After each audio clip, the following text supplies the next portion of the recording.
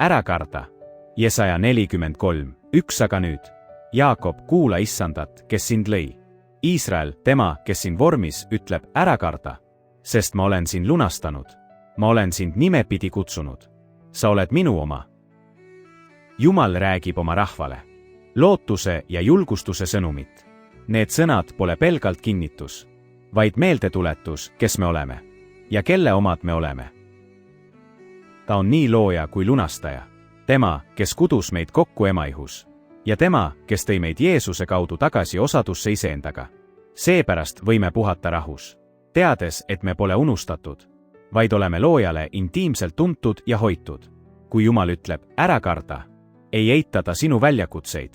Ta tunnistab hirmu reaalsust ja pakub oma ligiolu lohutust. Olgu olukord milline tahes, sa kuulud temale. Seega, seisa täna selles tõotuses ja astu julgelt edasi, teades, et sind kantakse alati tema armastavas hooles. Igaüks, kes tahab täita Jumala tahtmist, tunneb ära, kas minu õpetus on Jumalast või on see vaid minu oma.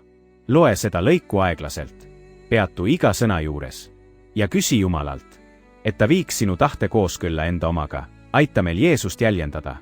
Jeesus, maailm võib muutuda, aga sina mitte.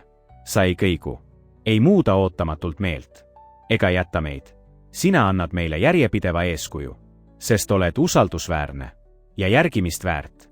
Aita meil igapäevaelus pilku sinul hoida ning sinu eeskuju järgida. Aamen. Palve, et inimesed leiaksid Jumala. Jumal, ma tahan aidata inimestel sind leida. Juhi mind, kui jagan sinu armastust ümbritsevatega. Tee minust sinu hea esindaja. Vii mind olukordadesse, kus saan jagada head sõnumit. Olen sinu teenistuses. Saada mind, kuhu tahad. Jeesuse nimel. Aamen. Palve kasvavale jüngrile. Jumal, ma olen sinu jünger. Õpeta mind elama elu, mis peegeldab sind, kasvades usus. Too mu kõrvale kogukond, kus võime üksteist õpetada ja toetada. Aita elada nii, nagu Jeesus eeskujuks jättis. Jeesuse nimel. Aamen. Minu mured. Psalm 105:4. Otsige issandat ja tema väge. Otsige tema palet alati.